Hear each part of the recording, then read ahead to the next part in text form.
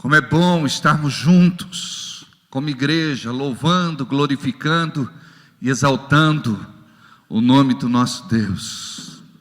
Nesta hora, nós sentimos que a nossa carne, ela é tão pequena diante da glória do Senhor. Eu não sei quanto a você, mas cada vez que entramos em adoração, nós experimentamos de algo novo, porque a misericórdia do Senhor se renova a cada manhã. Não é como se algo dependesse de nós mesmos, é algo que vem única e exclusivamente dEle. É a hora que o céu baixa, é a hora que Ele nos encontra, é a hora que somos confrontados. Como vemos na Bíblia, muitas vezes o profeta dizia: não existe nada em mim de bom, miserável homem que sou. Nós precisamos estar conscientes da nossa condição, porque quando nós nos rendemos ao Senhor, é algo que o Espírito trabalha em nós, porque não somos nada, não somos ninguém. Mas pastor, nós não somos filhos de Deus. Filhas de Deus, sim somos. Mas nesta hora nós entendemos a nossa condição limitada, humana. Estamos vestidos de carne. E a Bíblia diz que aquele que fala que não tem pecado, mente.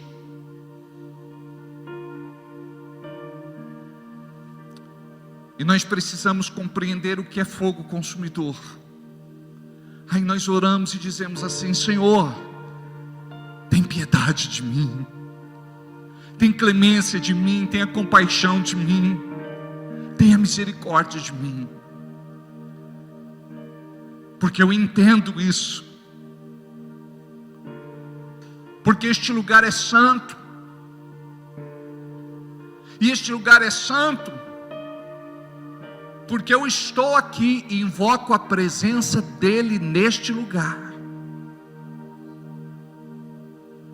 Este lugar é santo não porque eu estou aqui, mas é por causa dEle.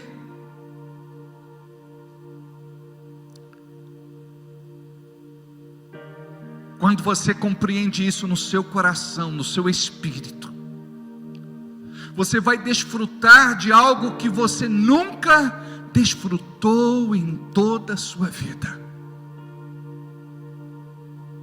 Nunca se achegue diante de Deus. Eu tenho orado muito, eu tenho jejuado muito, porque por mais que a gente faça, nunca é o suficiente.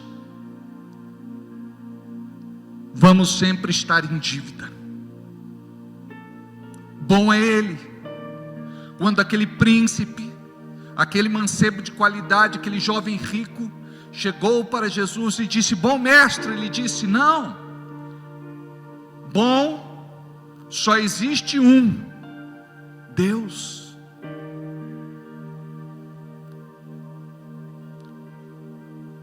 Ele rejeitou aquela bajulação, até porque a sua obra não tinha sido terminada.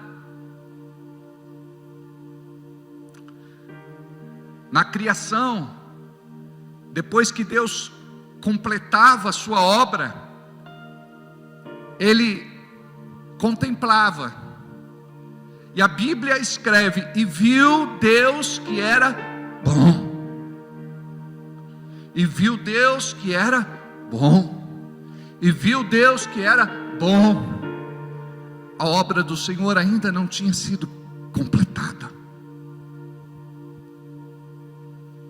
Mas hoje nós desfrutamos da obra completa, do plano de redenção completo. Hoje trazemos esta verdade dentro do nosso espírito, e podemos nos juntar aqui como sua igreja. Você não imagina o que custou para muitos levar a mensagem adiante. Você só está aqui porque muitos deram a sua vida para que você estivesse aqui. Você só está aqui porque muitos morreram para você estar aqui. Você está aqui porque muitos se sacrificaram para você estar aqui. Estar aqui custou muitas vidas, vidas de pessoas inocentes, vidas de santos, não aqueles que foram canonizados e beatificados por um sistema, mas que foram reconhecidos pelo céu. Estar aqui custou um preço muito alto, e nós precisamos compreender o que é a igreja, como esta história foi escrita há mais de 2000 anos. O diabo fez de tudo para destruir a Bíblia, mas não conseguiu.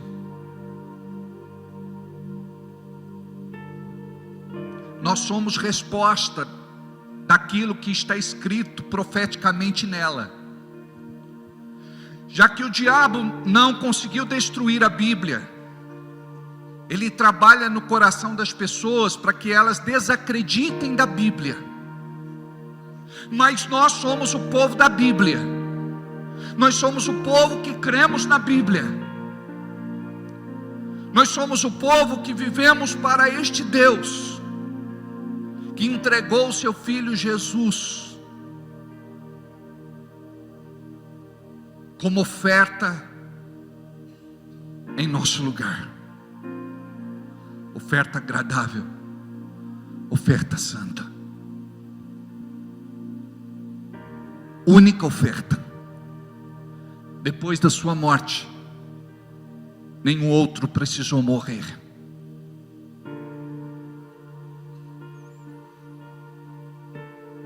Ele foi o nosso único substituto, e Ele morreu por mim e por você, sem nós merecermos, porque o que levou Jesus para a cruz foi o nosso pecado, foi a dureza do nosso coração, foi a nossa teimosia, foi a nossa cabeça dura, foi a nossa desobediência, foi a nossa rebelião, e isso ainda está tão forte dentro de cada um de nós.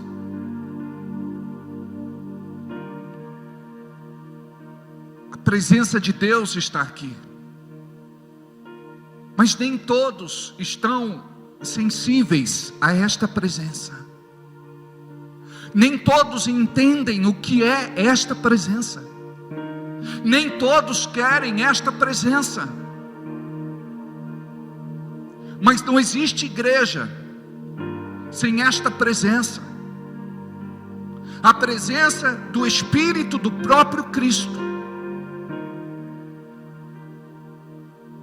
Nós não podemos ser um simulacro de igreja.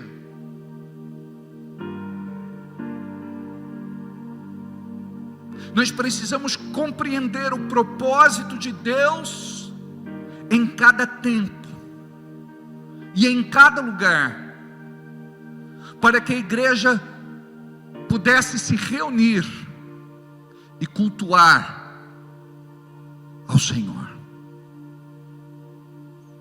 tudo que o diabo quer fazer é roubar dele esta adoração.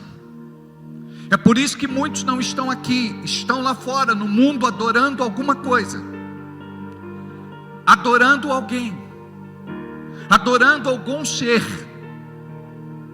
Mesmo aquele que diz que não crê em nada e não adora, ele é adorador de alguma coisa, e a pessoa se torna semelhante àquilo que ele adora. O espírito é transferido.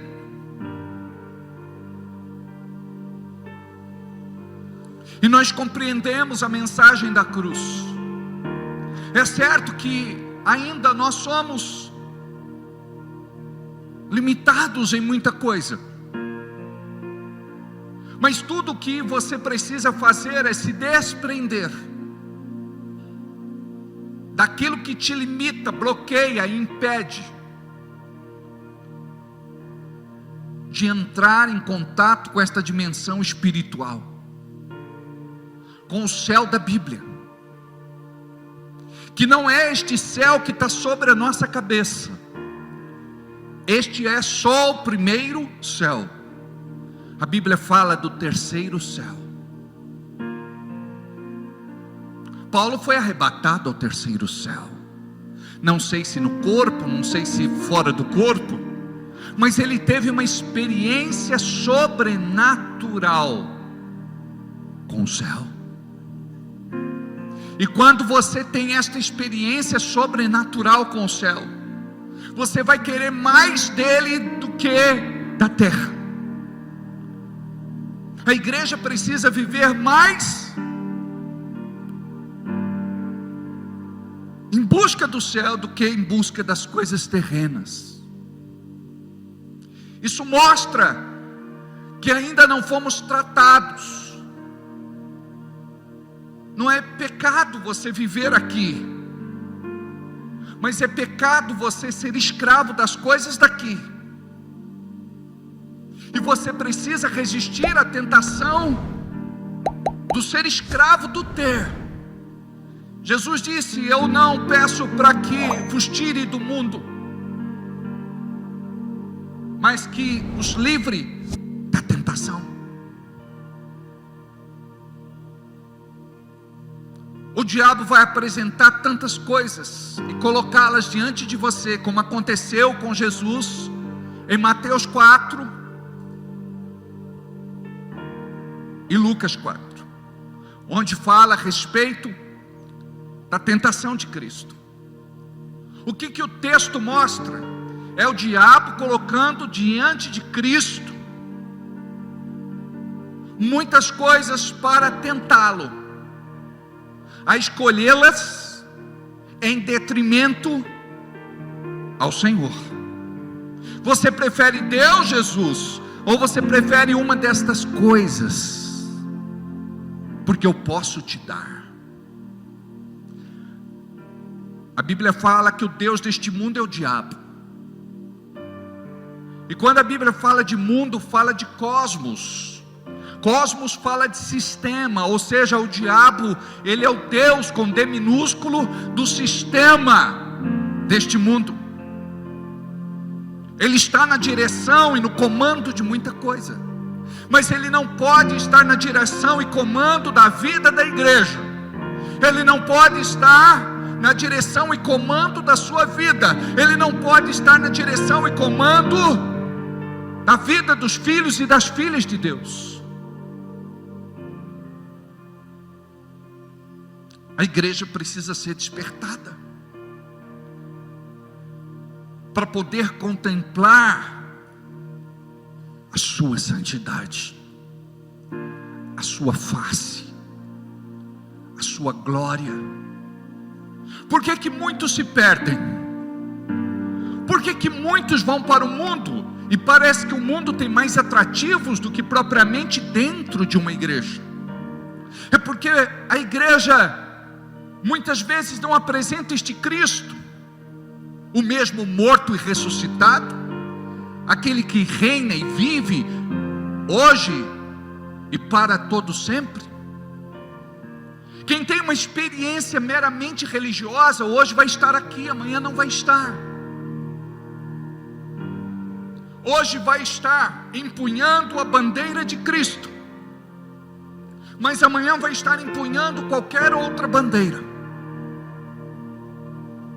Mas nós precisamos de uma convicção em nosso espírito, de que fomos comprados por bom preço, pelo sangue de Jesus, o Cordeiro imolado, e que fomos lavados, remidos, purificados e santificados pelo seu sangue.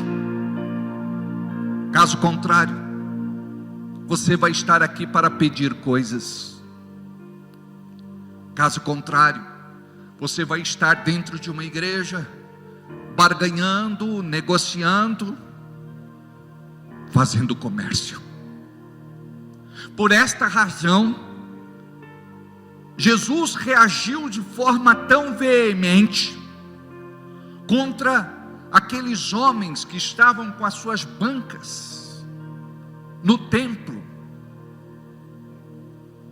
negociando. Não dá para você negociar a sua fé. Tudo o quanto existe deve estar à disposição da igreja. Deve beneficiar a igreja de Cristo na terra. Deve ser recurso favorável à obra de Deus, para que esta mensagem seja pregada e pessoas sejam alcançadas. Se tem algo que agrada ao Senhor, é quando nós nos reunimos como igreja e adoramos. A palavra diz que nascemos para o louvor da sua glória, para a adoração do seu nome. E é muito mais do que só cantar. É você dentro de você compreender profeticamente o teu chamado. E a igreja vai se fazer presente na tua vida em qualquer lugar onde você esteja. A igreja vai se manifestar na sua casa, dentro do seu quarto. A igreja vai se manifestar na sala da sua casa, quando você se ajoelha do lado daquele sofá. A igreja vai se fazer presente nas ruas, por onde você andar, na empresa, no escritório, na loja, na fábrica, na indústria, onde você trabalha. O problema é que nesta geração nós queremos ser igreja somente dentro de um prédio. Por isso que a Bíblia diz que o véu se rasgou de alto a baixo, e a glória de Deus deixou de habitar dentro deste lugar.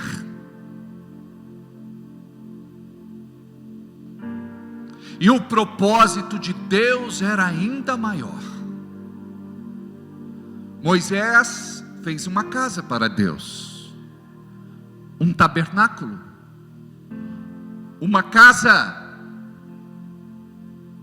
que andava, se movia. Depois vimos Salomão construindo o templo.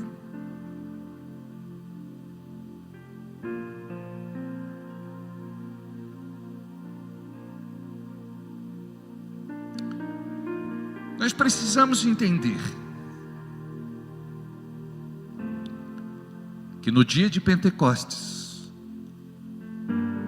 o Espírito Santo passou a habitar dentro daquelas pessoas.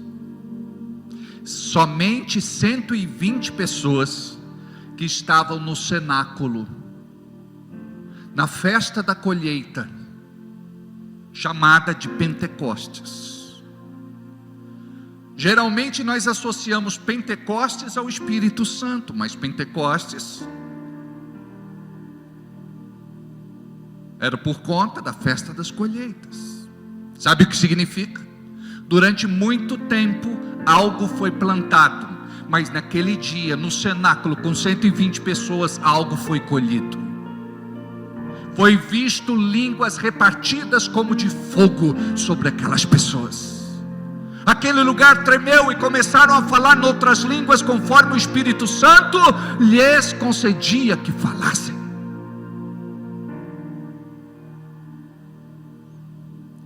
Este Espírito Santo mora, habita e reside dentro de você. Então, quando você abre a sua boca para louvar e adorar, você tem que dizer: eu estou colocando a minha boca à disposição do céu.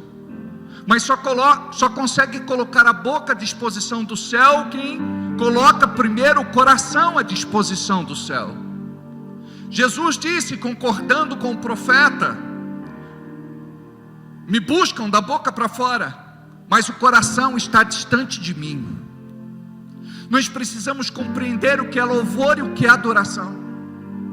O teu problema, a tua dificuldade, a tua luta, nada é maior do que o louvor e adoração que vai ser liberado pelos seus lábios e produzido pelo seu coração. É por isso que as maiores vitórias que nós temos são vitórias banhadas a lágrimas e muito choro, não por conta do problema, dificuldade e luta, mas por conta de uma inspiração, porque naquele momento nós nos desarmamos, nos entregamos de verdade, a ponto dos nossos olhos se tornarem fontes de água salgada, porque o nosso choro é salgado. Estas lágrimas, elas brotam de dentro de nós, lá do nosso íntimo, lá do nosso profundo. Devemos pedir perdão a Deus, porque muitas vezes o buscamos com os nossos olhos secos, distraídos, perdidos no meio de uma multidão. A pessoa está mais preocupada em tomar um pouco d'água ou de ir ao banheiro, do que propriamente estar aqui para renunciar à sua própria carne e dizer: somente ao Senhor toda glória, toda honra e toda adoração. Nós estamos aqui nos libertando daquilo que nos afasta de Deus e nos aproxima do mundo. É isso que o inimigo das nossas almas procura fazer. É por isso que tantos de nós vivem na esfera do natural, é almático, vencido pelas suas emoções e sentimentos, presas fáceis de qualquer isca que o diabo coloca. Um soprão nos derruba. Mas quando nós entramos aqui, você entende: eu sou filho de Deus, eu sou filha de Deus, eu faço parte da família de Deus. Ele me encontrou, Ele me mandou buscar lá no mundo. O Espírito Santo me trouxe. Fui transferido do reino das trevas para o reino da luz do seu tão grande amor. Fui vencido por este amor. Me rendi a este amor. Eu não estou aqui por aquilo que Ele pode me dar ou por aquilo que Ele pode fazer na minha vida. Quantas pessoas murmuram, choramingam, blasfemam, se lastimam, porque espera que Deus faça aquilo que eles querem. E como eu já ensinei, Deus pode responder de 3 formas: sim, não e espere um pouco. Sim, não e espere um pouco. O fato é que a igreja é infantil. Vivemos como meninos, vivemos como crianças. Mas quando você entra aqui com esta revelação no coração, ninguém te segura. Você vai abrir a boca e vai liberar um cântico novo. A Bíblia diz: cantai, cantai, cantai um cântico novo. Cântico novo é aquele que se renova na nossa vida a cada vez que abrimos a nossa boca. Cada vez que Deus ouve, Ele ouve uma melodia diferente.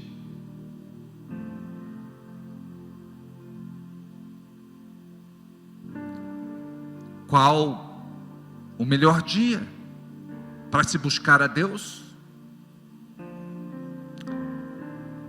O dia em que crucificamos a nossa carne. Por isso que Jesus na cruz bradou: está consumado. Tetelestai.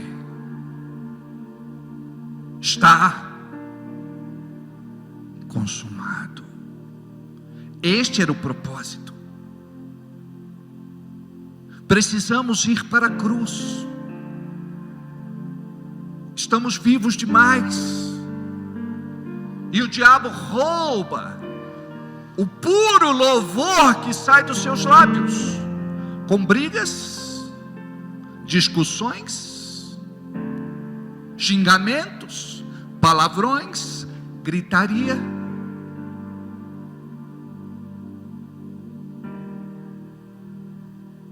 Como é bom nós nos reunirmos como igreja, onde você vai se desligar deste plano, e é você e Deus, e você vai entregar para Ele algo que vem lá do fundo, lá do profundo.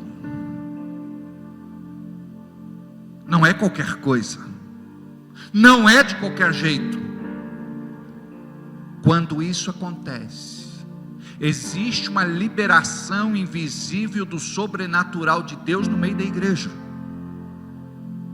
É por isso que muitos choram, é por isso que muitos soluçam, é por isso que muitos tremem, é por isso que muitos caem, é por isso que muitos são tocados. Não vou dizer se emocionam, porque é diferente. Não se trata de emoção, se trata de testificação, se trata da manifestação. Mas o crente, ele vem para a igreja e ele vai para casa muitas vezes pior do que quando ele veio, ou do jeito que veio. Estamos falando do aumento do combustível. Imagina só ir num posto, parar para abastecer, pagar e não colocar gasolina no tanque. Nós fazemos isso aqui. Você chega num culto sem entender o que é culto, e o que você faz não é culto, e você deixa a desejar, não para Deus, mas para você mesmo, porque o céu responde a sua resposta. Porque quando você entrega alguma coisa, aquilo é uma resposta da boa obra que começou na sua vida.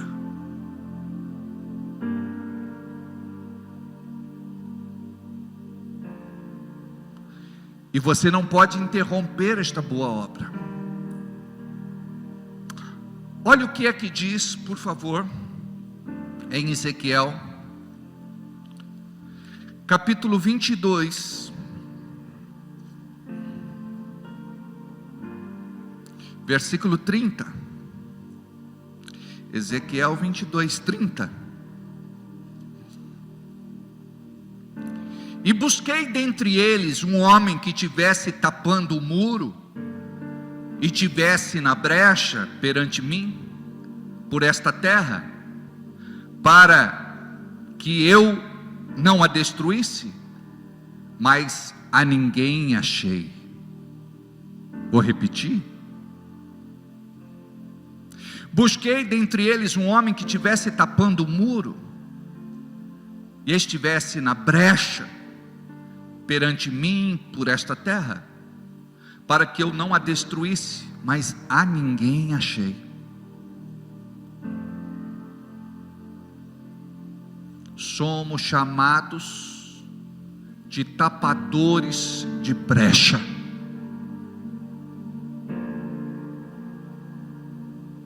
Você precisa identificar quais são e combatê-las, denunciá-las, vencê-las.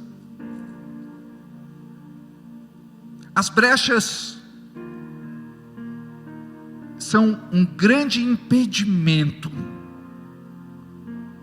para que o propósito de Deus se manifeste na terra. Quando a palavra fala a respeito dos muros, fala a respeito de cidades fortificadas, e os seus muros eram verdadeiras fortalezas, praticamente intransponíveis. Elas não podiam ter buracos.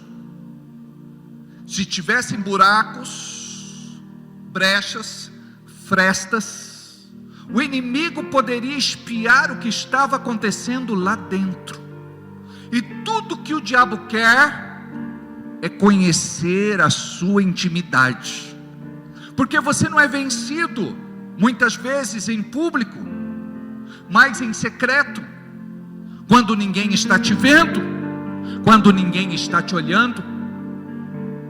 O diabo nos vence na nossa intimidade. Aquele pensamento muitas vezes vem dele, aqueles sentimentos muitas vezes vêm dele, aquela palavra que você fala não vem de você, ela é inspiração do maligno, do inferno. São palavras de maldição, de morte, de assolação e destruição. E precisamos, como igreja, ser uma fonte de bênção e um terminal de maldição, porque de uma fonte não pode sair dois tipos de água, doce e salgada. Ou é água doce ou é água salgada. Não podemos ser de Deus e do diabo. Ou sou de Deus ou sou do diabo.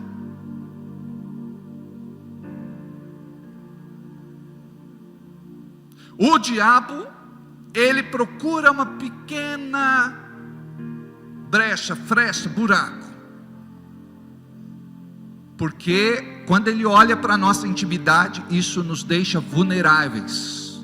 Aquelas cidades se tornavam vulneráveis, porque agora eles conheciam a rotina daquele lugar. Então existe esta analogia bíblica, feita por Deus, através do profeta Ezequiel. Mas aqui mostra Deus querendo trabalhar através do homem na terra.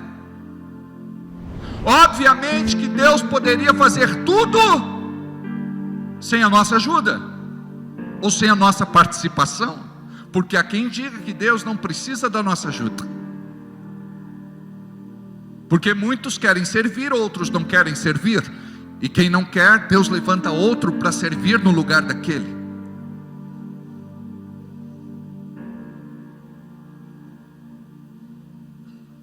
A Bíblia diz: os céus são os céus do Senhor, e a terra deu a ele aos filhos dos homens. Deus determinou que assim fosse. Tanto é que Jesus precisou nascer de uma mulher e vir a este mundo através do nascimento físico. Como diz a palavra em João 10, o bom pastor veio através da porta. Ele entrou pela porta. Ele não veio, não entrou neste mundo como intruso, como é o caso de Satanás. Ele veio de forma legítima. Ele entrou de forma legítima. Descerá sobre ti o Espírito Santo e o poder do Altíssimo te envolverá. Jesus foi gerado no ventre de Maria, uma virgem. O Filho de Deus, não filho de José. Se fosse filho de José, seria filho do pecado. Mas como era filho de Deus, ele era santo, puro e imaculado. Deus quer se mover na terra através da sua igreja. E não tem jeito, você precisa ser igreja. Igreja significa: eu preciso estar ligado ao corpo. Eu preciso estar ligado ao corpo. Diga isso mais uma vez. Eu preciso estar ligado ao corpo. Olha o que diz em Efésios capítulo 4.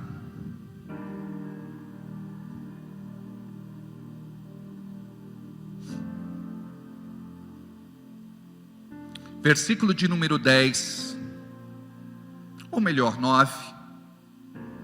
Ora, isto, ele subiu, que é senão que também antes tinha descido às partes mais baixas da terra?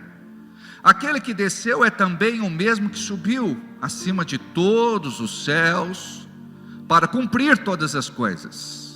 Ele mesmo deu uns para apóstolos, outros profetas, e outros para evangelistas, e outros para pastores e doutores, querendo o aperfeiçoamento dos santos, para a obra do ministério, para a edificação do corpo de Cristo, até que todos cheguemos à unidade da fé e do conhecimento do Filho de Deus, a varão perfeito, à medida da estatura completa de Cristo, para que não sejamos mais meninos inconstantes, levados em roda por todo o vento de doutrina, pelo engano dos homens que com astúcia enganam fraudulentamente.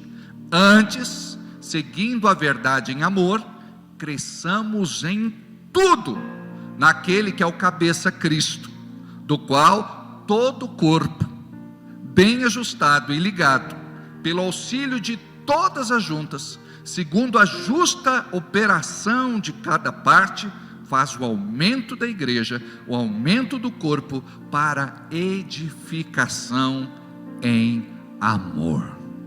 Você entende isso? Então não podemos esmurrar o corpo, não podemos falar uns contra os outros, não podemos criticar o nosso irmão, porque toda crítica é uma maldição. Nós devemos amar o nosso irmão com todas as suas falhas, com todos os seus erros, com todos os seus deslizes, com todos os seus pecados. Porque esta foi a ordem dada pelo nosso Senhor Jesus Cristo. Eu devo amar o meu irmão como eu amo a mim mesmo. O problema é que hoje muitos não se amam, não tem uma boa autoestima, não tem uma revelação no coração do propósito de Deus. Por que o diabo quer nos separar? Porque uma igreja separada é uma igreja fraca. Sozinho eu vou mais rápido, juntos nós vamos mais longe. A Bíblia diz que melhor é ser 3 do que 1, ou melhor, ser 2 do que 1. É melhor ser dois do que um, porque se um cai, o outro ajuda, dá a mão e levanta. Nós precisamos compreender o propósito de Deus para a igreja deste tempo. A Bíblia nos manda orar uns pelos outros. Isso não significa que eu vou pegar hoje você aqui e fazer uma oração por você. Eu posso fazer isso também, mas significa que eu devo ser o intercessor sobre a sua vida, e que quando eu for orar, quando eu entrar na presença de Deus em oração, em intercessão, eu vou me lembrar do teu nome, eu vou orar pela sua vida, eu vou pedir por você. Sabe o que significa intercessão? Colocar no lugar do outro e pleitear a sua causa, como se fosse sua. Você vai buscar como se fosse desejo do teu coração, até a bênção chegar, até o milagre acontecer. Então o diabo quer nos separar, quer nos dividir, e a palavra do Senhor é para que haja ajuntamento. A palavra não fala de divisão, fala de soma. Quando existe soma, existe partilha.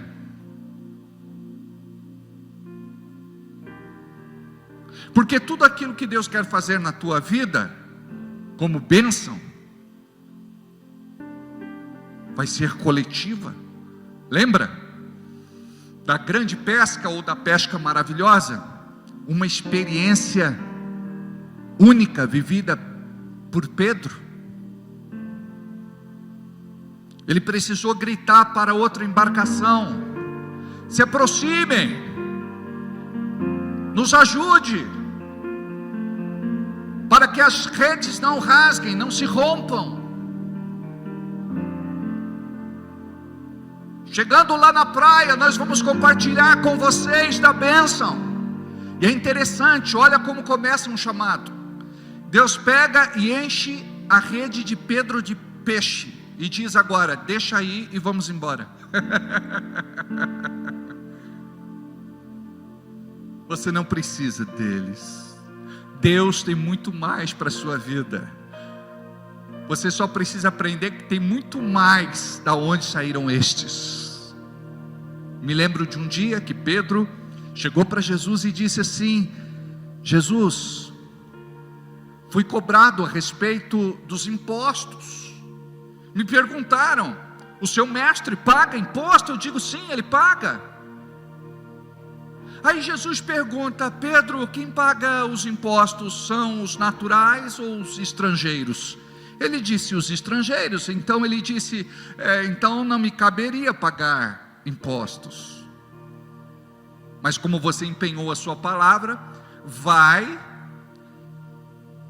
e pesca um peixe, e tira da boca dele uma moeda chamada starter, e paga a tua dívida e a minha. Olha como a palavra empenhada tem peso. Jesus não precisava pagar, mas Pedro disse que sim. Imagina que Deus tem para você o milagre que você precisa, desde que você compreenda que é a igreja. Enquanto você estiver lutando a tua luta sozinho, enquanto você estiver vivendo a sua vida de forma individual, você vai apanhar muito. Tem pessoas que dizem com ar de prazer: eu não tenho amigos dentro da igreja. É um erro. A Bíblia diz que existem amigos mais chegados que irmãos. Temos medo de nos aproximar. Não queremos nos relacionar. fugimos de compromissos, tanto com Deus, tanto com a igreja, tanto com os irmãos. Mas é tão bom sermos amados, porque somos amados e sentimos o amor de Cristo através do irmão, daquele abraço, daquele beijo, daquela palavra, daquele gesto.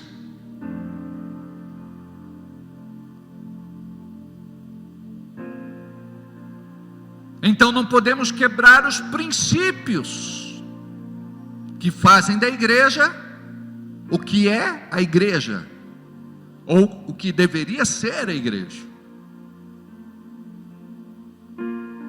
Quando a gente ora e diz assim: Deus, me revela o que é a igreja, porque até hoje eu não sei. Igreja para mim é algo humano,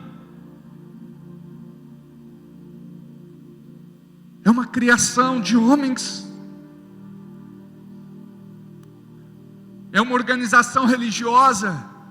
Amados, não é, é muito mais que isso, transcende, ultrapassa, nem se compara. Sabe por quê? Esse Cristo se manifesta aonde você invocar o seu nome.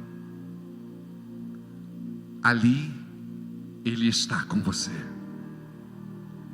Um dos atributos do nosso Deus é que Ele é onipresente. Ele pode estar em todos os lugares ao mesmo tempo, assim como o ar que respiramos. Busquei entre eles um homem que estivesse tapando o muro, e estivesse na brecha perante mim por esta terra, para que eu não a destruísse, mas a ninguém achei. Se lembram? Quando Abraão orou por Sodoma e Gomorra, e intercedeu por Sodoma e Gomorra, e disse assim: se tiver um justo lá, pelo menos um, o Senhor não destrói. E ele disse: não, eu não destruo. Mas não tinha nenhum justo. Como é que eu estou? Como é que você está? Como nós estamos? Deus pode contar com a gente? Hoje é um dia que nós podemos nos quebrantar.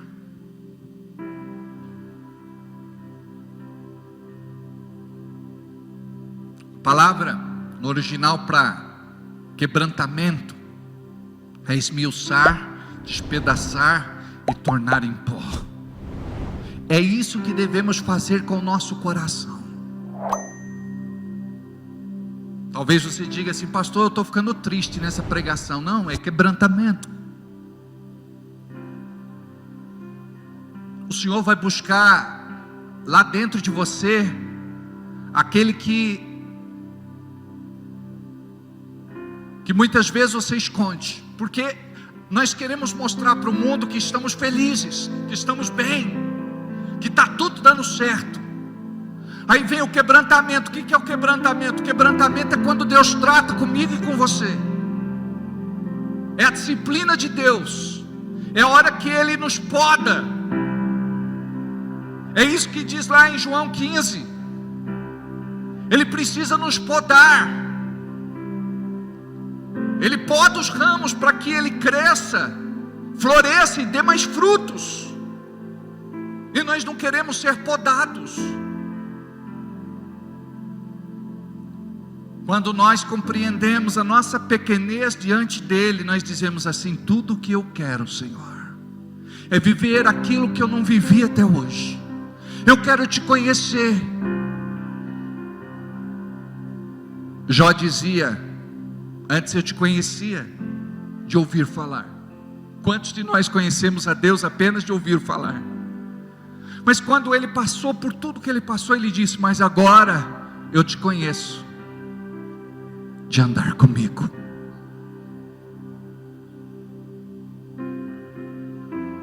Você precisa conhecer Deus de verdade, mas você vai precisar anular a carne, vencer a carne. Porque se você estiver muito vivo, você não vai desfrutar daquilo que o céu tem. Porque o que o céu tem é para aqueles que já morreram e crucificados foram com Cristo. Imagina você olhar para a tua vida e tudo aquilo que for brecha, você vai dizer assim: Deus me ajude. Não é Deus elimina da minha vida todas estas brechas. Não, é tratar uma por uma. Uma por uma. Uma por uma. Uma por uma. Quando você vence uma, você vai tratar a outra. Quando você termina com esta, agora você vai ter trabalho com outra área que ainda não foi restaurada. É assim que funciona. Nós muitas vezes queremos ser simplistas, rasos, mas precisamos compreender o que é o processo de libertação, de cura pela palavra e restauração. Existe uma unção aqui nesta noite. Imagina você, se algo de sobrenatural te pegar, você vai ser a fagulha que vai incendiar outros que vão ter contato com você. Você vai ser a centelha que vai incendiar, levando avivamento para onde você anda, para onde você está, com quem você convive. Deus quer poupar o mundo, ou poupar muitas vidas. E nós somos cooperadores de Deus. Estamos vendo dia a dia pessoas morrendo e indo para o inferno. E não fazemos nada. Aquilo não mexe com a gente. Quando Jesus ia operar um milagre, ele se colocava no lugar daquela pessoa e sentia íntima compaixão. Nós precisamos orar e dizer assim: eu preciso ser mais parecido com Jesus. Quando eu estou vivo, eu não vejo naquela crise uma oportunidade de apresentar Jesus. Eu não vejo naquele conflito uma oportunidade de apresentar Jesus. E eu quero te falar uma coisa: por pior que seja a situação, é uma oportunidade para você apresentar Jesus. Eu gostaria que você começasse a fazer isso dentro da sua casa, do seu lar, da sua família. Eu gostaria que você conversasse hoje com o seu marido, conversasse hoje com a sua esposa e se consertasse. Eu gostaria que você se consertasse com os seus filhos e os seus filhos com vocês. Eu gostaria que você pudesse levar a glória de Deus lá para o seu trabalho, aonde quer que você esteja, porque é fácil ser alguma coisa aqui dentro. É fácil teatralizar aqui, é fácil representar aqui, e nós sabemos fazer muito bem. Agora, quando vivemos não a aparência, mas a essência, Bragança Paulista vai ser abalada pelo crente que você é. Você vai passar, um dia o Senhor vai te chamar de volta, mas o teu legado vai ficar aqui, e as pessoas vão dizer: eu sou fruto daquele irmão, eu sou fruto daquela irmã, do trabalho que ele fez, do evangelismo que ele fez, da palavra que ele pregou, da oração, do jejum, da oferta. Vamos ficar de pé. Feche os olhos. Feche os olhos.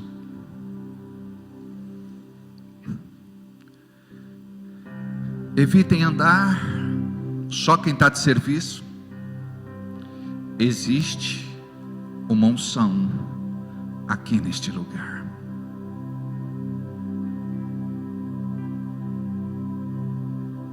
existe uma unção aqui neste lugar. Fecha os teus olhos. Onde abundou o pecado, superabundou a graça. Não somos merecedores de nada, de coisa alguma. Miserável homem que sou, disse Paulo.